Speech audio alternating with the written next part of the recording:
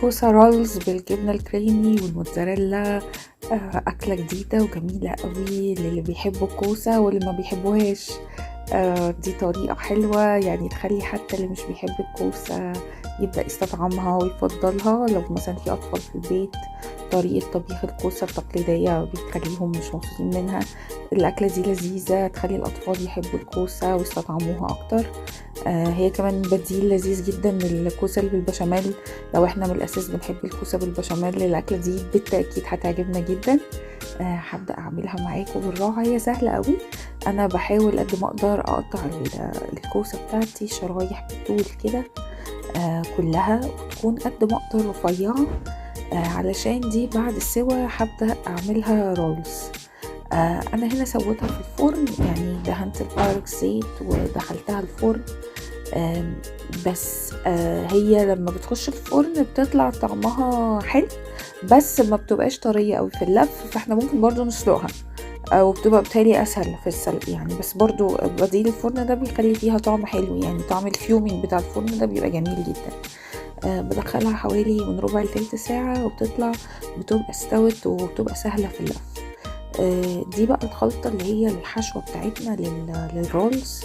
جبنة كريمي، وفي الوصفة الأصلية جبنة ريكوتا، بس أنا للأسف معرفتش ألاقي جبنة ريكوتا بسهولة فاستبدلتها بجبنة كريمي مربعات لأنها متماسكة أكتر عن السبريد.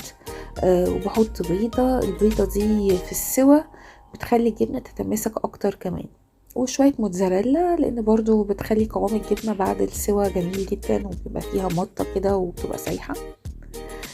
ده البايركس بتاعي ببدأ أحضره على جنب.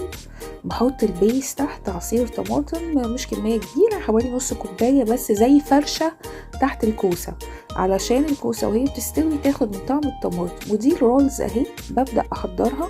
هي شوية بتبقى لغوطة وزروطة بصراحة، بس ما يجراش حاجة، كل اللي هيفضل في الآخر ده مش بيبان، وبنحطه على وش الكوسة بعد ما بنرصصها. واحدة واحدة ببدأ احط الحشو وبلف كده اهو، ونبدأ نحطهم جنب بعض كده اهو، واللي بيفضل مني في الحشو في الاخر بحطه على وش الكوسة. وبعدين طبعا في الاخر برضو بحط رشة جريئة من الموتزاريلا، كمية كبيرة بتطعمها جدا وبتخلي شكلها بعد السوا حلو وما بتاخدش وقت خالص. يعني هي كده الاكل خلصت معانا ومدخلها الفرن.